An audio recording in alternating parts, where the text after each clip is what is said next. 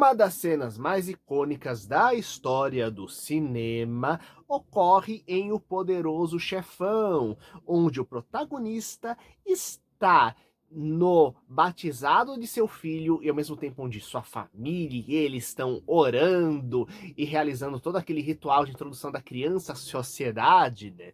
Ao mesmo tempo está ocorrendo uma série de eliminações de concorrentes dentro do universo onde ocorre a história, né? Mostrando justamente como o protagonista, ele, para salvar o nome de sua família e num desejo forte de vingança, destrói a própria alma e a própria moralidade, ao mesmo tempo que passa a visão de ser um dos altos exemplos mais nobres da moralidade, inclusive em nível religioso para a sociedade. Eu sou o Luiz, bem-vindos ao Monstros e Aventuras, e eu quero comentar um pouco sobre a origem dos vilões de natureza religiosa que aparecem dentro das obras de terror, sendo que, como vocês viram, na verdade esse tipo de vilão existe em dos mais diversos aspectos. Inclusive, justamente eu falo do Poderoso Chefão, porque é justamente a história de um homem que devia ser um grande herói de guerra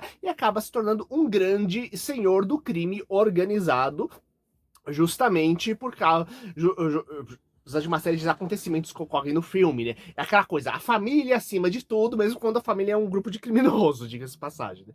Então, nesse processo, a gente tem dois elementos que são cruciais, que são quando o terror ainda estava sendo criado como gênero. Porque, sim, existem histórias assustadoras desde o início da humanidade, porém, a forma como a gente conhece de contar elas, com o gênero, inclusive com as divisões de gênero que a gente conhece, elas são bem recentes. Inclusive, a maior parte desse gênero surge lá no século XIX, né? E do século, ao longo do século XX, vai subgêneros sendo criados, ainda mais com o cinema permitindo novas formas de você trabalhar conteúdo, assim como outras mídias que surgem, né? Como, por exemplo, os quadrinhos e os videogames. Pois bem, então, no final do século XVIII, olha, o século XIX ainda está para surgir, nós temos um livro que fica com muito sucesso. E esse livro se chama O Monge, e ele foi escrito na Alemanha e conta a história justamente de um monge, de um sacerdote, que acaba descobrindo uma mulher infiltrada onde ele trabalha, e ele acaba caindo numa digamos, numa espiral de acontecimentos sombrios, macabros, acabando numa linha totalmente mergulhado em pecado, né?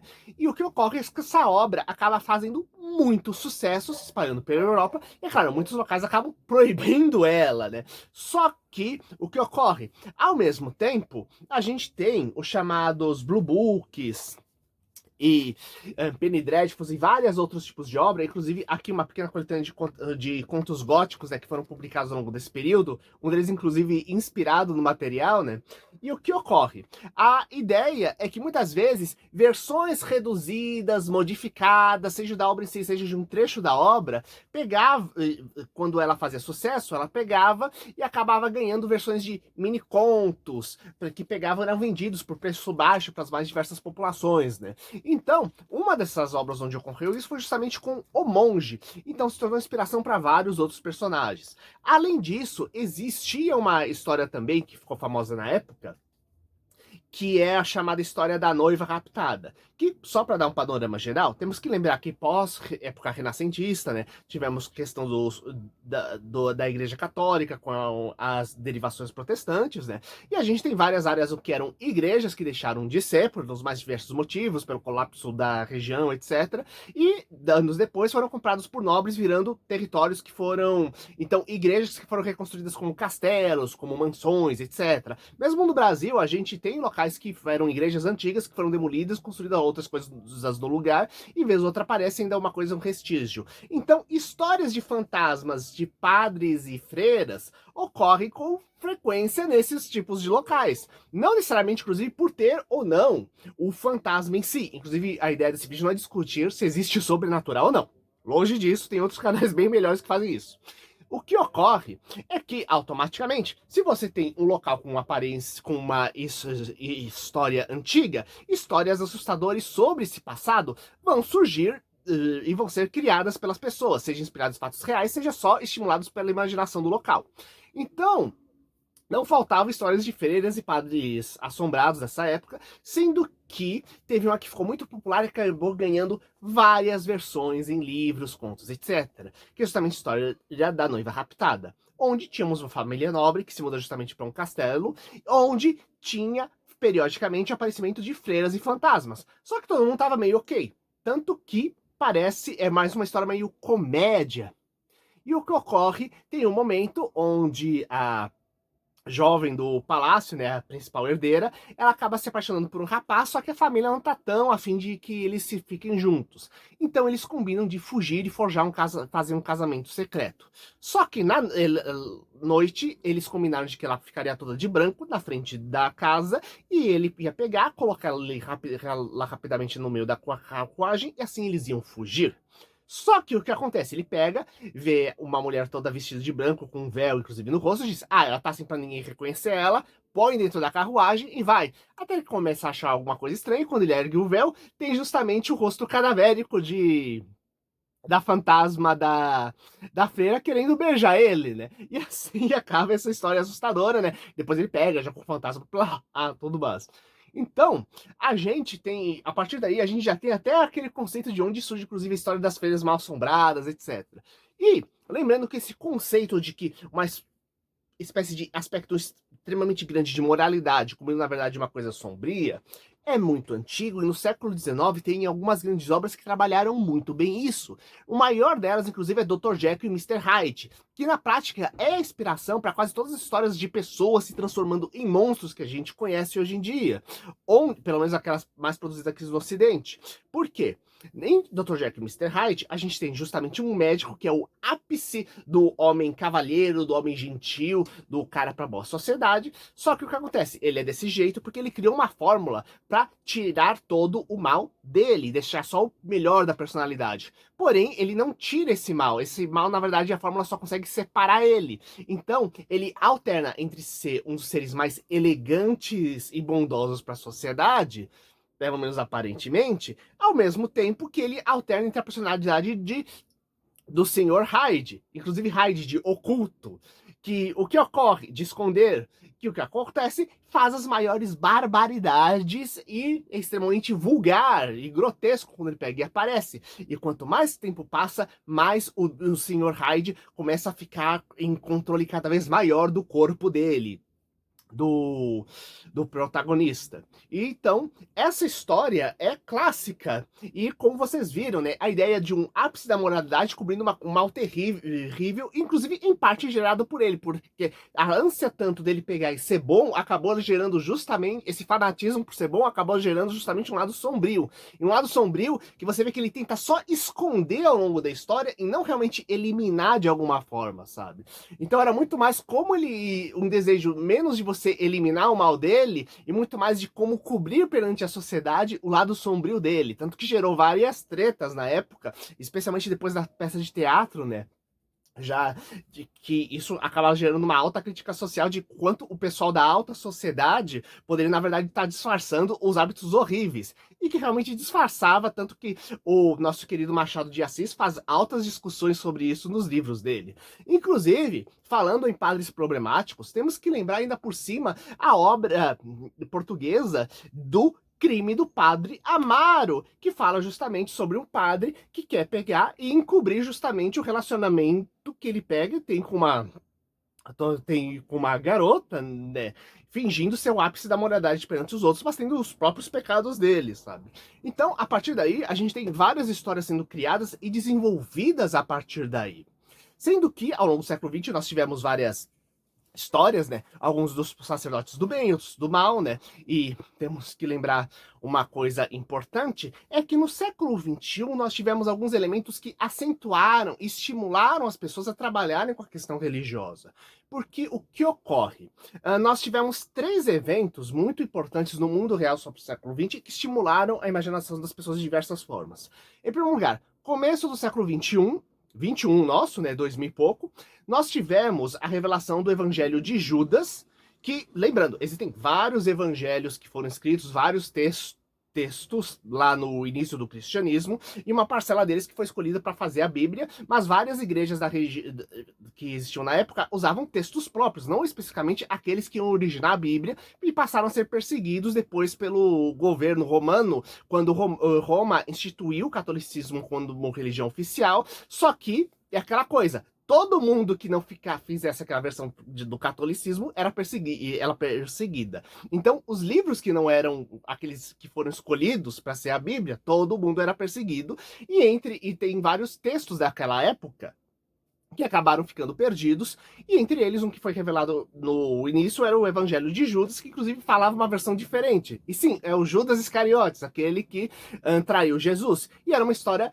invertendo as coisas, mudando as coisas, onde o Judas não era uma traição aquilo que ele estava fazendo. Inclusive tem até música do Raul Seixas sobre isso, feito décadas antes de descobrir esse evangelho, né? Já mostrando como tinha a quantidade de versões diferentes que já tem nos outros materiais sobre Judas, Jesus e etc. Mas retornando, a ideia básica é, não questionando sobre veracidade ou não sobre texto, mas como a descoberta disso, que virou até documentário, uma série de documentários, né, fez com que isso estimulasse a imaginação das pessoas. Então, conteúdo sobre essas coisas de conspirações religiosas começaram a pegar e atrair o pessoal. E o que acontece é que no meio disso, posteriormente, nós teríamos o sucesso de O Código da Vinci, tanto como livro quanto como filme. Inclusive, tivemos outros livros do Dan Brown, como Anjos e Demônios, também, que fazia parte dessa série, né? E tivemos tanto os livros quanto virando filmes, tratando justamente desse tema, envolvendo justamente essas questões complexas, com vilões religiosos numa trama de suspense. Sendo que ainda por cima, para ajudar e estimular mais a imaginação das pessoas, nós tivemos duas mudanças de papa, uma coisa que é raríssimo, já que normalmente demora décadas para pegar e mudar o Papa, já que normalmente apenas quando ele falece. E a primeira é quando tivemos a morte do João Paulo II, que foi um dos papas mais icônicos, realmente, da cultura ocidental, um dos mais comunicativos, e passamos a ter o Papa Bento XVI. Só que anos depois, o Papa Bento XVI ele renuncia. E o que acontece? Isso ocorreu em 2013. Então, pela primeira vez na história, tivemos um Papa renunciando. E nós tivemos, então, pela primeira vez, dois Papas, na verdade. Porque um era o Papa eleito, novo, que era o atual Papa Francisco. E o outro que ficou recluso, que era o Papa Bento XVI. Então, e justamente quando ocorreu isso do Papa Bento XVI mudar para Papa Francisco, foi no mesmo ano onde Invocação do Mal, o primeiro filme, estrelou no cinema. Então tínhamos todo um negócio de terror com os toques religiosos, afinal é um grupo de pessoas tentando lidar com um demônio. Inclusive, lembrando que toda a franquia da Invocação do Mal tem inspiração justamente nos livros contando as aventuras de Ed e Lorraine, um casal realmente de caçadores de fantasmas do mundo real. Como disse, novamente, não estamos dizendo que se eles caçavam fantasmas de verdade ou não, ou veracidade dos fatos, não. Estamos falando que eles tinham livros contando as aventuras deles como caçadores de fantasmas e sempre auxiliados por padres católicos para poder pegar e exorcizar e limpar o mundo de demônios. Tanto que até hoje no Museu Lorraine, onde tem as supostas peças que são amaldiçoadas pelas mais diversas entidades malignas, periodicamente passa um padre pegando e dando um benzimento geral para poder pegar e tirar as forças do mal e conter elas naqueles objetos, já que se eles fossem destruídos, aquele demônio ele ficaria livre, ao invés de simplesmente ir para o mundo das trevas de volta. Então, o que acontece? Justamente um texto sobre quando a imaginação de todo mundo, a mente de todo mundo está focado diversas questões religiosas, pessoas falando de profecias envolvendo Papa, a mudança do Papa e forças do mal chegando e tudo mais, a gente sabe como é a cabeça das pessoas, aparece justamente um filme de terror, justamente de uma linha mais católica, para pegar e lá no cinema. Esse filme que foi um mega sucesso. Então, todo mundo queria ter uma Invocação do Mal para ser o seu. Só que além disso, uma coisa importante, no Invocação do Mal 2, quando eles fizeram a continuação, aproveitando esse burburinho religioso, seja de forma consciente ou não, eles fizeram justamente um demônio entre os vilões secundários, um demônio que se passava justamente por fleira, e justamente isso para atormentar justamente a heroína, já que ela tinha uma visão católica. e o demônio Valak. E esse personagem secundário fez tanto sucesso que acabou ocasionando numa sub-franquia, que é o A Freira, contando as aventuras justamente contra esse demônio que se passa justamente pelo espírito de Freira. Tivemos o 1 e o 2, tanto que por isso que o cenas do Freirão estão passando de vez em quando aqui no vídeo do canal. Então, o que ocorre é que uma coisa muito importante é, a gente já tem uma série de acontecimentos que deixam muito o pessoal afim, consumindo materiais, fazendo discussões de teorias da conspiração de origem religiosa, e você tem justamente um filme que faz sucesso, justamente com uma protagonista, com protagonistas que pegam, trabalham em terror com isso. Então isso ajuda a gerar uma nova linha de filmes tentando pegar, imitar esse sucesso e pegando esse padrão. Por isso temos tantas filmes de freiras do mal que pegam e aparecem nos últimos tempos. E nem todas são do mal, diga-se de passagem, né? Cada um, a gente tem que lembrar que cada um tem visões diferentes das coisas. Número 2, a gente tem roteiros com qualidades distintas. Alguns filmes vão trabalhar de ângulos distintos essas questões. Então, temos muitas histórias, algumas muito boas que acabam saindo nisso aí, outras muito ruins, diga-se de passagem, né? Então, gerando uma alta variedade disso. Tanto assim que essa questão religiosa tem alta, que a gente pegou e tem justamente uma quantidade enorme de filmes de exorcismo saindo nos últimos tempos. Inclusive, derivados justamente do Exorcista original, o Exorcista do Papa, que fez sucesso a ponto de ter continuação, né? E lá, inclusive, a gente tem lá é falado sobre padres do mal possuídos no passado também, sabe? Então, nós temos muitas questões dessa sendo trabalhada das mais diversas formas. Lembrando que, como eu disse, não é um fenômeno recente. A gente já tem criação de bases desses vilões há séculos atrás, uns 200, onde tivemos obras marcantes disso. E o que acontece é que meio dos anos 60, 70, nós tivemos também a Non-Exploitation, que era uma onda justamente de filmes de freiras pegando e trabalhando essa questão de depravação moral. É claro, a maioria deles não era de lá alta qualidade, né? Porém, não deixa de ter sido uma onda de filmes justamente trabalhando com esse tema no passado. E a ideia com esse novo pensamento atual, a gente trabalhar de formas diferentes agora no presente, né? Então, por isso que a gente está tendo essa questão da visão religiosa, e temos que lembrar ainda uma coisa importante. Como eu disse, você fingir ser uma coisa inocente para cobrir uma coisa maligna é uma da estratégia ótima para você criar uma história de terror bem elaborada.